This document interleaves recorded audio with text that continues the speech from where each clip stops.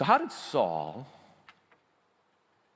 we might call him Paul, Saul or Paul, how did he become stronger in his faith?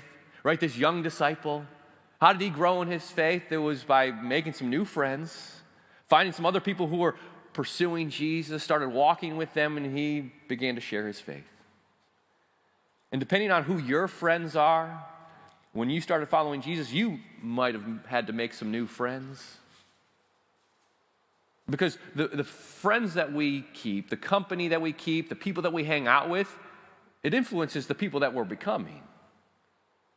Have you ever heard the saying, show me your friends and I'll show you your future? It's true. Other people have said you are the average of your 5 closest friends. I remember when I was in high school, I went to a Christian conference and the speaker said this, I'll never forget. He said, students, 10 years from now, you will become the media you consume and the friends you hang out with. Man, he was so right. I mean, that was before the age of social media and algorithms, which were basically creating, telling us what we need to believe and how we should behave.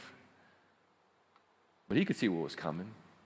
Yes, the people that we hang out with are influencing who we're becoming. I read one study recently that said if your friends become obese, all right, here we go. If your friends become obese, you are 57% more likely to become obese. Same study said if your friends exercise and are healthy, you are much more likely to exercise and be healthy. I mean, just think about in college. Just go back to when you were a young adult.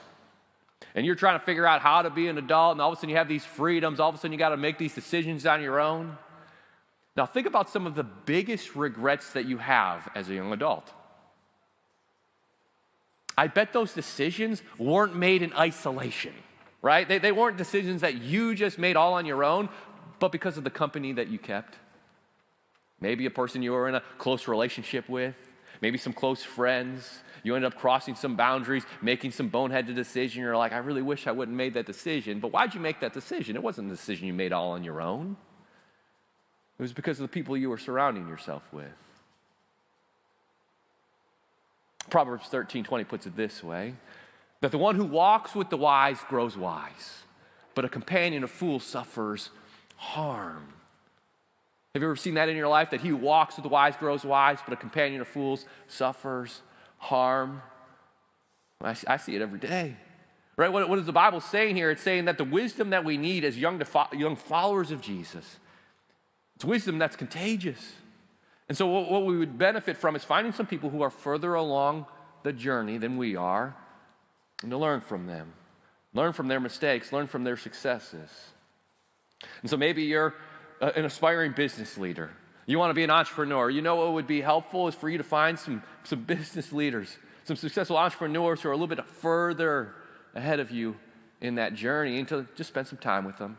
Ask them to mentor you, to learn from them. Maybe you're a young couple, and you're trying to figure out, how do we navigate these challenges in our marriage? Realize you're not alone.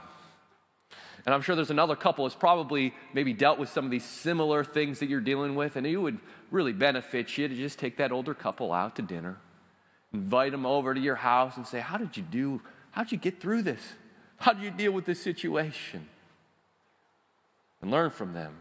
Allow the wisdom that God has given them after they've made it through to benefit you in your marriage.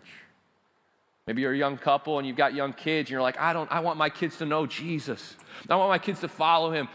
How many rules should we have? How much freedom should we give them? Find that older couple that has raised some kids to know Jesus, to trust and follow him, and glean from their wisdom. I know for me as a single person, I try to surround myself with other single people. Other people who want to take advantage of the freedom that we have as single people, people who are down for anything. And I'm afraid that as we get older, not only do we begin to drive separate, we begin to live separate. Sometimes we get a little prideful. Sometimes we think, okay, we've got this figured out.